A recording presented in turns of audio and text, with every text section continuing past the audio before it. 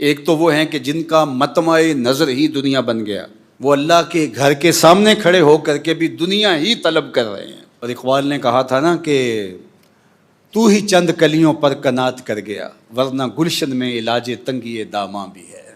یعنی وہاں جا کر کے بھی تم نے دنیا ہی مانگی، وہاں جا کر کے بھی تم نے یہی طلب کیا۔ ایک تو وہ کہ جنہوں نے دنیا ہی طلب کی اور آخرت طلب نہیں کی، اور دوسرے وہ ہیں کہ جنہوں نے کہا کہ ہمیں دنیا نہیں چاہیے، ہمیں آخرت ہی چاہیے۔ تو یہ توازن خراب ہو گیا۔ دنیا کی نعمتیں بھی اللہ نے انسانوں کے لیے بنائی ہیں، تو دنیا کی نعمتوں کو ترک نہیں کریں گے۔ حضور علیہ السلام کے ایک صحابی ہیں، تو حضور علیہ السلام نے دیکھا کہ وہ سخت کمزور ہیں، تو آقا کریم نے فرمایا کہ تم اتنے کمزور ہو، کیا ہوا؟ تم نے اللہ سے کوئی دعا تو نہیں کی تھی؟ جی حضور، میں نے اللہ سے دعا کی تھی کہ اللہ آخرت کے حصے کے دکھ بھی دنیا میں دے دے اور میری آخرت صاف ہو جائے۔ تو شاید میری دعا قبول ہو گئی، اور بہت مصیبتیں، تکلیفیں، آلام، مصائب انہوں نے مجھے توڑ کے رکھ دی، اور میری وہ حالت جو آپ کے سامنے ہے شاید اس وجہ سے ہے، دعا کی قبولیت کا نتیجہ ہے۔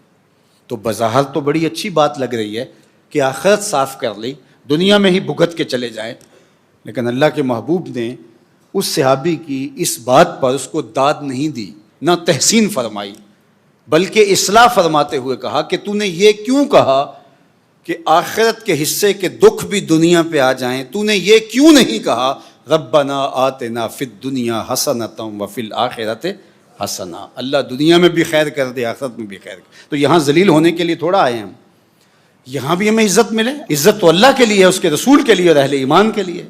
تو یہاں ایک آسودہ خوشگوار زندگی گزرے، لیکن آسودگی اور عیاشی میں فرق ہے۔